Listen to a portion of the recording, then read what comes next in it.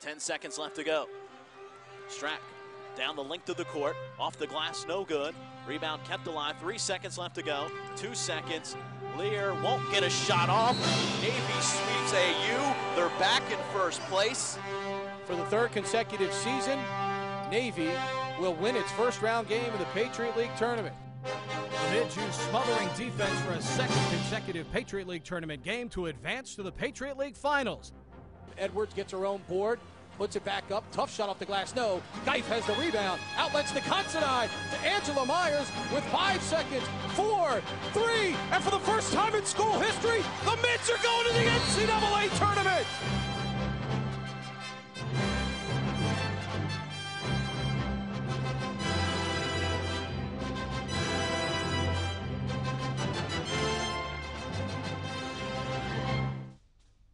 The Navy women's basketball team had enjoyed a successful 2009-2010 season. Last year saw the Midshipmen post the most wins for the program in a dozen years, place higher in the Patriot League standings than they had in over a decade, and advance into the semifinal round of the league tournament for a second consecutive season. As proud as the Mids were of those accomplishments, with many of the pieces to the successful puzzle returning to the team in the fall of 2010, hopes and goals on the yard were even higher this year. Looking to guide Navy into uncharted waters was third-year head coach Stephanie Pepper. A veteran of March, runs throughout her coaching career. She preached to her charges the importance of teamwork, playing with confidence, focusing on the task at hand, and taking ownership for their performance. She would demand a lot of the players, and they would respond. Helping lead the Mids were seniors Angela Myers and Cassie Considine. The individual names of the guard and center tandem were already inked throughout the Navy record book alongside the legends of days gone by. But their lone driving goal was to make this year's Navy team stand out from all the rest by being the first to have that one shining moment. A tenacious defense and a balanced offense that would become the calling card for this year's team was on display from the first tip-off of the season. Navy posted victories in 4 of its first 5 games, a span highlighted by a win over a Harvard team the Mids had lost to by 16 points less than 12 months earlier. Navy's defense held 9 of its non-conference opponents to no more than 60 points.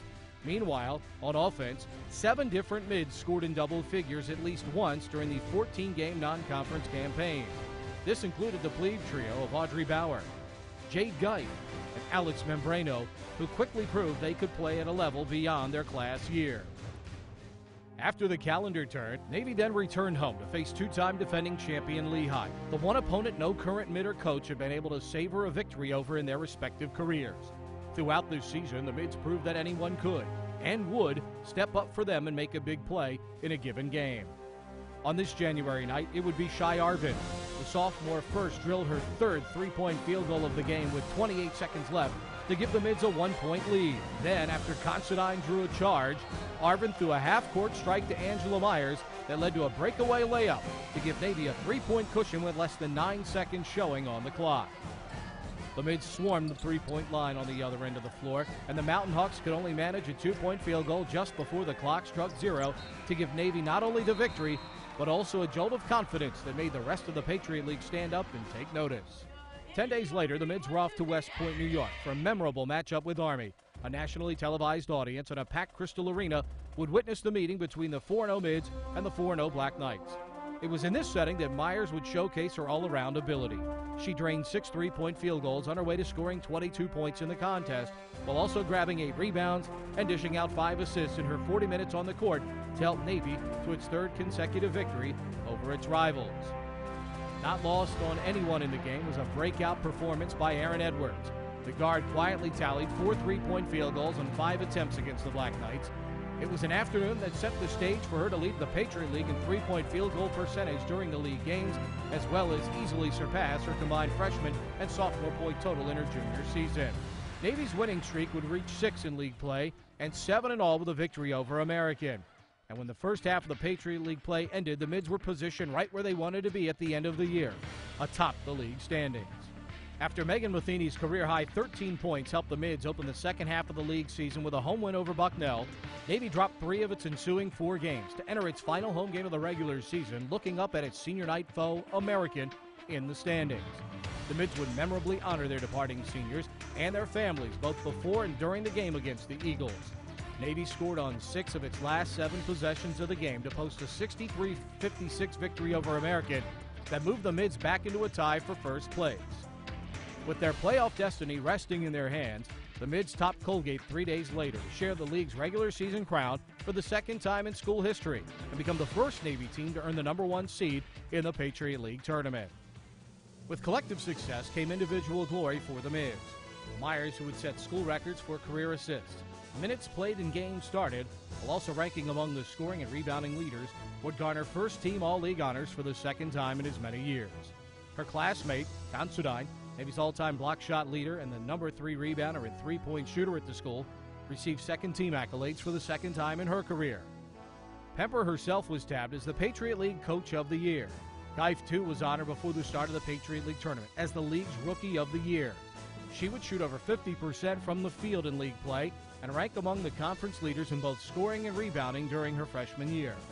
But the end of the regular season was just the start of the best stretch of play on the year. Navy opened the league tournament against Colgate, the #8 seed, but a team that had departed Alumni Hall with a victory over the Mids just 5 weeks ago. Navy made sure there would be a different result on this day, as it held the Raiders to just 19 first-half points and to a tournament record low 36 for the game in winning by 19 points. Less than 1 week later, Navy allowed Bucknell to tally only 13 first-half points as the Mids posted a 55-41 victory to advance past the semifinal round and into the title tilt for the first time in a dozen years and just the third time in school history.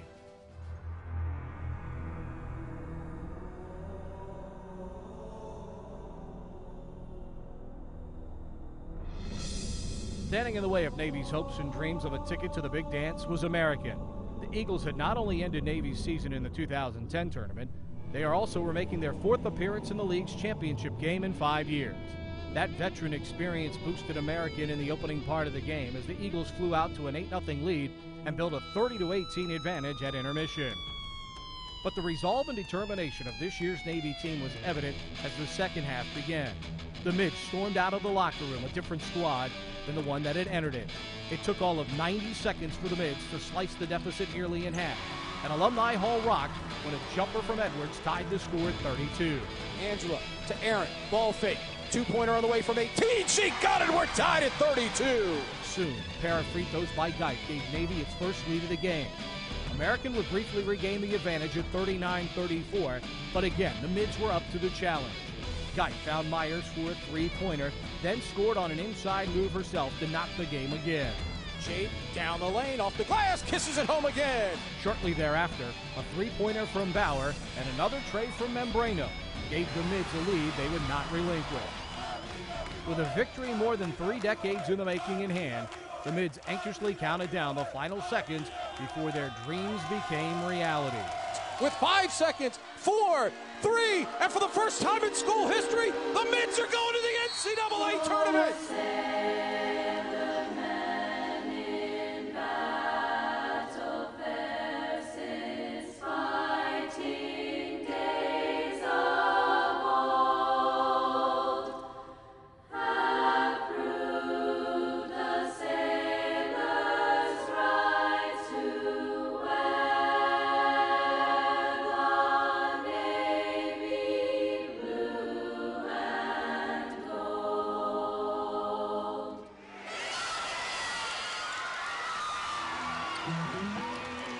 Geif was named the most valuable player of the Patriot League tournament. The freshman averaged a double-double over the course of the 3 games, which included a 16-point, 10-rebound performance in the final against American. Joining her on the all-tournament team were Membrano, who calmly sank a trio of trays in the tournament final, and Myers, who averaged 10 points, 5 assists, and 4 rebounds in the postseason. 48 hours after their historic win, and with all of Annapolis enjoying March Madness, the Mids gathered with their fans downtown on Selection Monday to learn where the road they had traveled to their first NCAA tournament would now take them. Finally, after lifetimes of waiting, working, and dreaming by the Mids, the announcement arrived. Also, these games being played.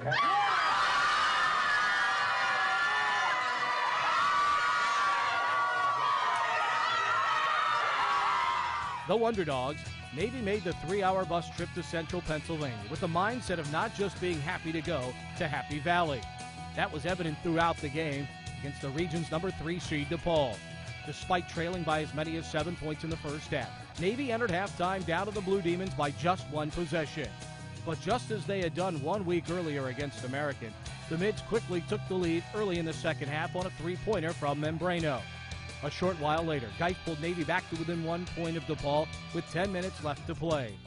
The Mids continued to fight and were within 5 points of the Blue Demons with 5 minutes showing on the clock before 9th-ranked DePaul finally pulled away from Navy.